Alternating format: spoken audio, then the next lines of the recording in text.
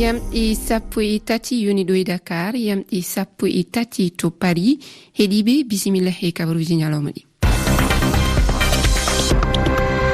Aissatou Ly. toɓɓe mawɗe ɗe ko milano ko balɗe waɗi Lionel Messi pettannoɗo ball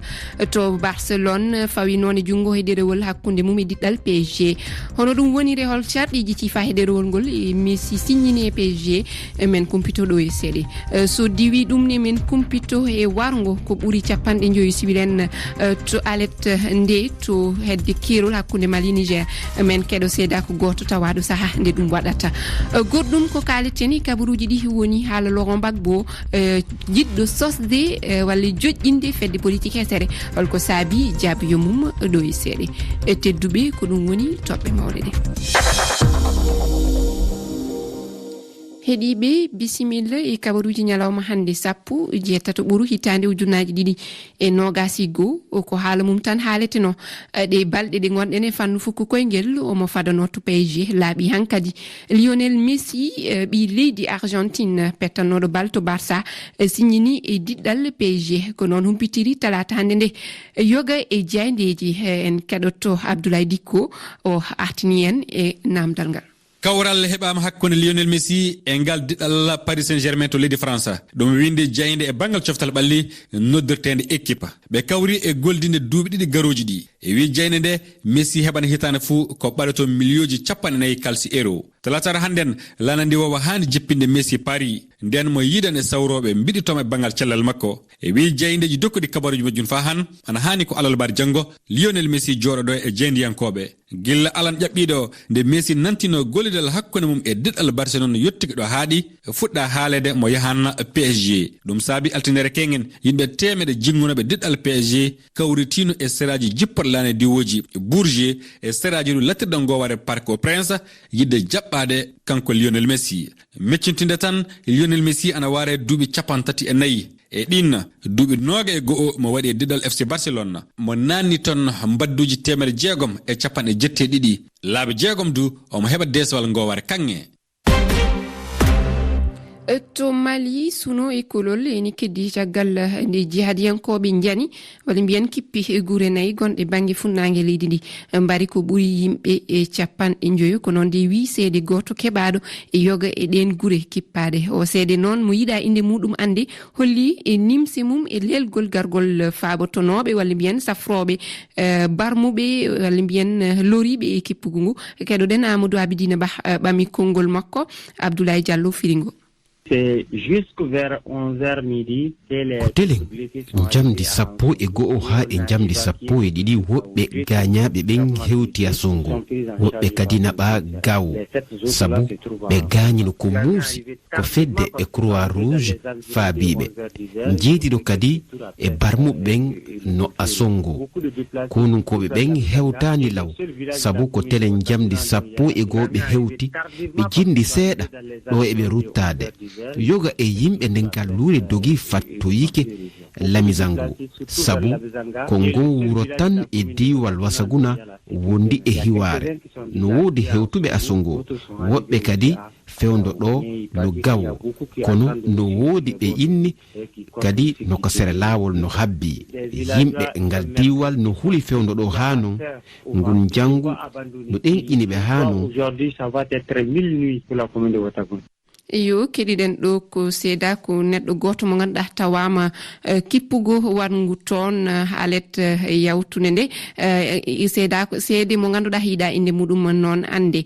fa hande ko toon to Mali keddotoɗen hande nde caggal wargoji ɓiɓɓe guure hewɓe gigui won yaaɓe ley ngalluji mawɗi woɗɓe du jeehi ley ngalluji goɗɗe e ley leydi Niger horejo leydi ndi kañum colonel Assimi Goïta suɓima balɗe 3 suno ɗo DC Mali tawa fof o jippine ha hakkunde immade majjum noon yo duwanade waraɓe e ɗi wargoji cirwiniɗi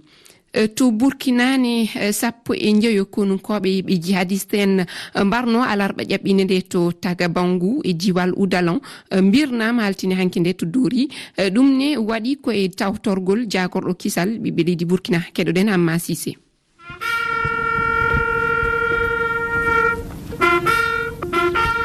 Nga ngal liital wana jam e Burkina Faso altinere 9 lewru août 2021 o moɓede sordasiɓe 19 ɓe Allah muuyi e muɗumen hedde e province Wudalanto ley wuro Takabangu kamɓe ɓen ɓe ummake yaade e jabtino wuro Takabangu kanon Allah fodi ɓen kawri e maɓɓe pelli wakkati moɓede maɓɓe o ministre en tato won hawruɓe e moɓe ministre de la sécurité ministre délégué de la défense et ministre de l'enseignement supérieur fa hannde du sakira maɓɓe wakkati o yo wakkati nawɗo sanne kureji ɗin mbawa yurmede naati e kureji ɗin sanne pamon du 9 lewru août ndu wonno nde Allah muuyi e maɓɓe nde hedde e Takabangu to kanon wonko mata hedde e cueni to wi'ama sordasiɓe 12 won ɓe Allah muuyi e muɗumen kamɓe ndu kibaruji ɗi mbela nande fay seeɗa pinti le Burkina Faso ga woɗɗum waɗi hakkunde tenko dogo yaade fada lettugari Burkina Faso Hamma Cissé Dori RFI en kala tan kadi haala politique to Côte d'Ivoire altini hankinde Laurent Gbagbo horejo leydi ndi horejo kiɗɗo leydi ndi noddi batu andinde ko pelliɗɗo joƴƴinde fedde politique hesere e sembinde ciyargal makko FPI légal nde Pascal Affi-N'Guesson ardi nde hono ɗum woniri hono Pascal Affi-N'Guesson yiringal pellital keɗoɗen humpito Abdoulaziz Diallo. Selli ko gonga Laurent Gbagbo lanɗo kiɗɗo leydi Côte d'Ivoire e jatigi makko mo suɓino hoorejo jagorɗo makko ko laamino Pascal Affi-N'Guesson cergal ngal laatike hanki Laurent Gbagbo ɓanginno miijo makko sincugol mojobere dawro hesere accida Pascal Affi-N'Guesson e mojobere FPI nden Frank Anderson Kwasi ko goto e yawtanowo Laurent Gbagbo. E nder balɗe 10 halfinaɓe darugol no mojobere dawro nden sincirte fottanayno nde gasirta laatinirede noon imo dartade lanɗo wi joni yo ƴettu FPI on menen men since mojobere hesere go mojobere dawro FPI nden no sendi pecce ɗiɗi gila batte hare waɗunode nden e hitande 2010 saldu ndu laamu ngun irritani woodede mum ko Pascal Affi-N'Guesson ardindu windanowo ɓe mo on Isiaka Sangare holli wondema ɓe nunnani Gbagbo e jokkuɓe mo. e sengo amen mi wi'ay ko alhaali jiɓiliɓi mo ɓe tewinoɓe waɗi ɓe laɓɓini ɗo ko ɗum ɓe eɓɓuno te ɓe annike sincugol mojobere go haray mo ɓeyo jokku laawol mum. gila Laurent Gbagbo artuno o yiidi e kohoɓe buyi e nder leydi ndin kono ha joni o yiidani tawo e jatigijo makko Pascal Affi-N'Guesson. Abdoulaziz Diallo, Abidjan, RFI.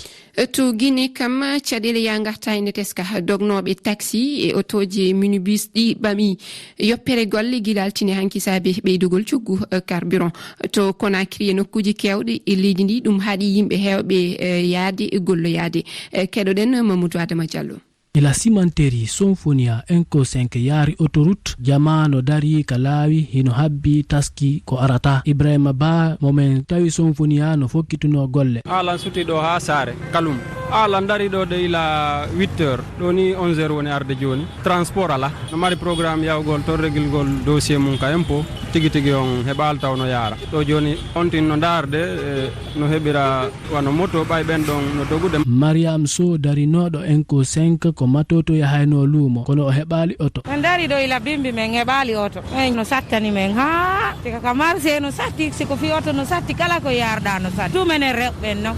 woɓɓe no woodi ɓe ala moodi ɓe ala son jawgara no ɓuuri jeeɗi. Mamadou Wuri chauffeur jo hakkunde Conakry Mamoun no yewta caɗele pinere ko ade wo sodde ɗo 130 000 nini ko 160 000 mi soodi pinere nde joni noon andi kamɓe ɓe wiide ko sansikin tun ƴawi minen na sansikin tun ƴawani men par ce que sansi on si ɓeydama piiji ɗin fof ɓe ɓeyday joni noon si ɓe inni men ɗo kadi hoore ɗum ɗon kadi menen men ɓeydata ɗo passe goɗɗo ko korta e ndiyan ko piyo ɓuuɓu na piyo yoolo ka fewndi ɗo syndicat doginoɓe otoje kañum no inni chauffeur ɓe mara gonga. Mamadou Adama Diallo, Conakry, RFI.